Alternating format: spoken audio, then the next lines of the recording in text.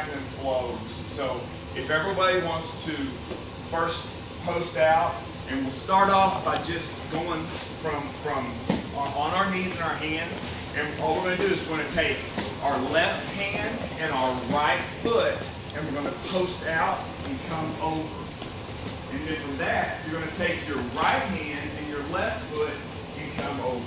And all you're doing, you're just learning, and all this is just a sit out. But it's very crucial to be able to get all this done, especially like for north-south. So when he's on north-south and he's got a hold, when my arm comes out and I sit, whenever I turn the corner, now I can be back to the back. So it's good to know how to get that movement down. You know what I'm saying?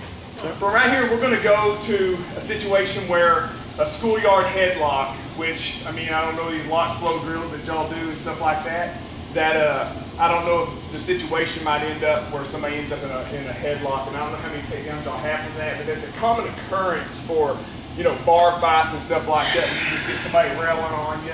So we'll go ahead and so I've slipped, and he's caught the schoolyard headlock. The first thing I want to do is, if he's just holding me, that's great. I don't have no problem with that whatsoever. But if he's railing at me, the first thing I'm going to do is try to get the wrist down and try to catch that bicep.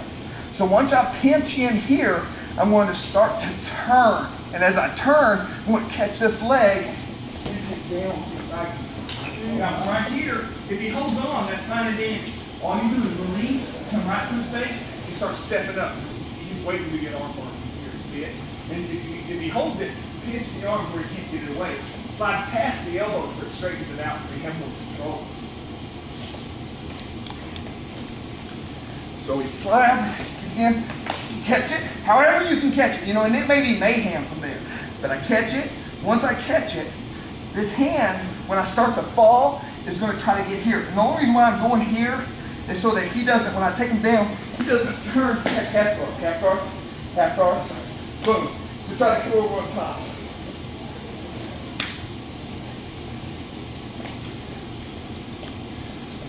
So I catch, and once I catch inside this leg, he has no choice to come back on.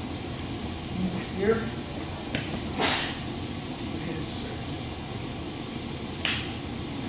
One more time.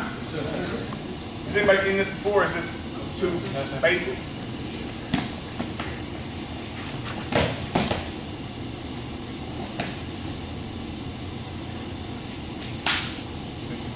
Let's try it. Get your set. Put me in half guard. Boom! Turns. Well, it's still on top. Okay? So from here, everybody's right-handed, I assume, most of the people. Let's switch to the other side. So what we're going to do is, since we've ended up in the half guard on top, we're going to take, we want to understand that, I think everybody has a general concept that the way I'm showing you is not the only way for the takedown. There's hundreds and hundreds of ways for the takedown. There's hundreds and hundreds of ways to pass the half guard. But these are just some of the ones that are effective, and that, you know, if you don't have a lot of ground experience, it might get you through it. You know what I'm saying?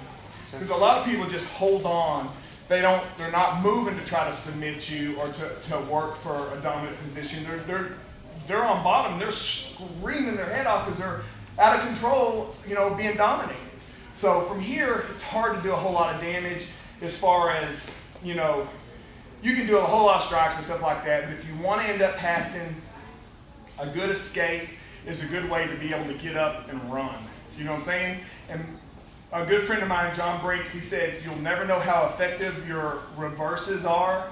So if you're in a bad position and you reverse to a top position, and then all of a sudden your opponent turns around and you're gone. He said, you'll never know how good your reverses are until you escape with them. And I'm not talking about escape and be out of a headlock, out the door, you know. And it's the truth, you know. It's a lot better to run from a fight, you know, and get away with your life than have to take somebody else's, or, you know, end up having your own life taken. But here we go. Our head, as he has here, the first thing, he's more than likely going to try to keep this arm inside. But as long as my hand comes through his, you can catch the head. Now, once I catch the head, I'm going to hold at the back and to the shoulder. My shoulder on the other side is going to press into him. So at that point right there, I'm going to put my head towards the ground and I'm gonna start walking my feet up, and all you're gonna do is kind of hop. Once my knee pops past his legs, you just press it to the ground. Now from right there, I can do a couple different things. You can hold inside here, but my weight, because my arm is caught here under his arm, I have no base on this side of my body other than my foot posting out. So if he's on top of me and he has this, what I'm going to try to do is I'm going to try to hold this arm and reverse him over because he has no base there. So what you do is you put all your weight on the opposite side to where whenever he tries to reverse, you just keep the weight over here.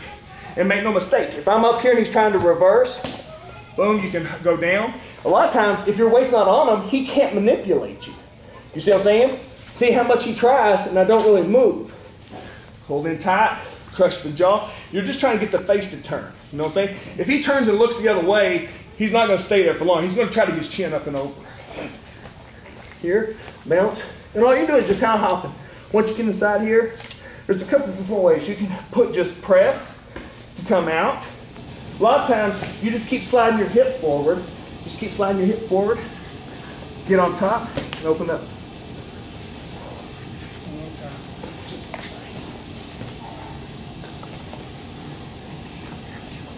See, this is a common thing. As soon as they try to go underneath, his escape is to come out this back side. He's going to come down and under my arm, there you go, and take my back.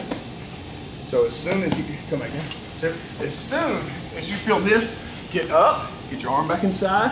If he's holding you down, and he goes under, all you're going to do is you sit up. See how he's hugging? Same thing as the arm a while ago to break loose. Arm comes inside. Go right back to your deal. Crush, bounce, bounce, bounce. You can come to this side. One more time, go one side or twice this way and then go twice this way. So one more time, coming back, same side as your body. Crush. As I bounce, my knee clears. You turn your hips and just slide your hip down his. It's not so much taking your knee away from him as it is sliding, sitting on him and just sliding your hip to the mat. Because the force of your butt going down his body pushes the knee out. Let's try it. Sir.